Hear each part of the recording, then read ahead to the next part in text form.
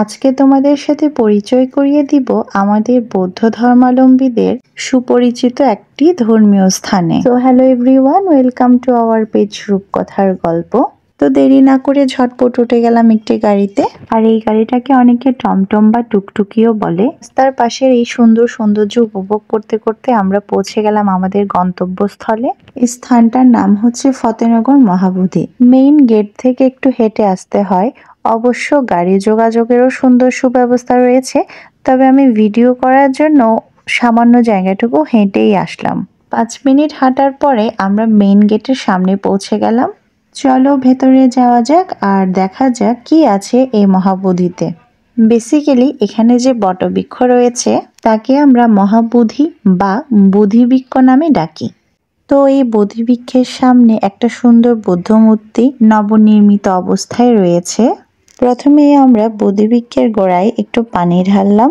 এখন অনেকের মনে একটা প্রশ্ন জাগতে পারে, বটবৃক্ষকে এত পূজা করার কি আছে? মূলত অন্য বটবৃক্ষ এবং এই বটবৃক্ষের মধ্যে একটু পার্থক্য রয়েছে।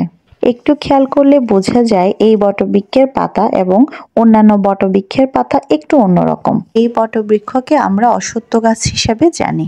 এই অশ্বত্থ গাছের নিচে আমাদের পরম পূজনীয় গৌতম বুদ্ধ বুদ্ধত্ব লাভ করে, তাই এটি বোধিবৃক্ষ নামে পরিচিত। আমাদের বৌদ্ধ সম্প্রদায়ের প্রায় সকল মানুষই এই বোধিবৃক্ষ পূজা করে।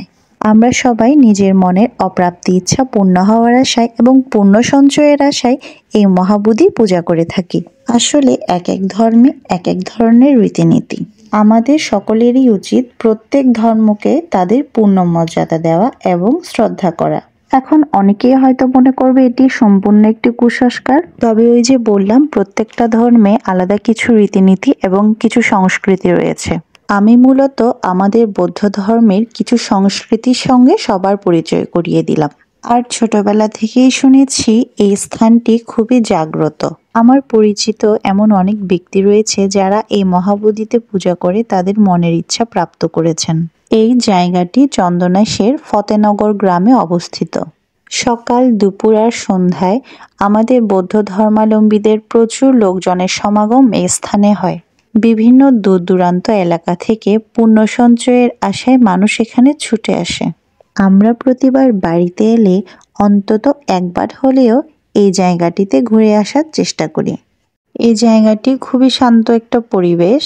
আমরা অবশ্য সন্ধ্যার দিকে গিয়েছিলাম। দেখুন কি সুন্দর ফুল দিয়ে পূজার স্থানটি সাজানো হয়েছে। বোধিবৃক্ষের গায়ে এই যে লাল চিবুটি দেখতে পাচ্ছেন, অনেক লোকের মনের আশা পূর্ণ হলে বোধিবৃক্ষের গায়ে এই চিবুট দিয়ে আবৃত করে দেয়। সো দেখতে দেখতে অনেক সন্ধ্যা হয়ে যাচ্ছে আর আমাদেরও চলে যাওয়ার সময় হয়ে এসেছে। যাওয়ার সময় এই স্থানের পূর্ণ একটি ভিডিও করে নিলাম, অর্থাৎ বাইরের একটা অংশ পুরোটা কভার করার চেষ্টা করেছি।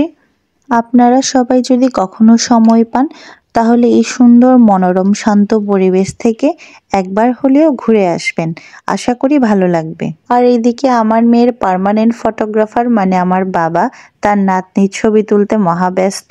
বাবা যেখানেই যাবে সব সময় তার প্রিয় নাতনির জন্য আলাদা একটা সময় করে নেবে ফটোশুটের জন্য। তো এই যে দাদু নাতনি হাতে হাত ধরে চলে যাচ্ছে বাড়ির উদ্দেশ্যে। So that's all for today. Thank you for watching.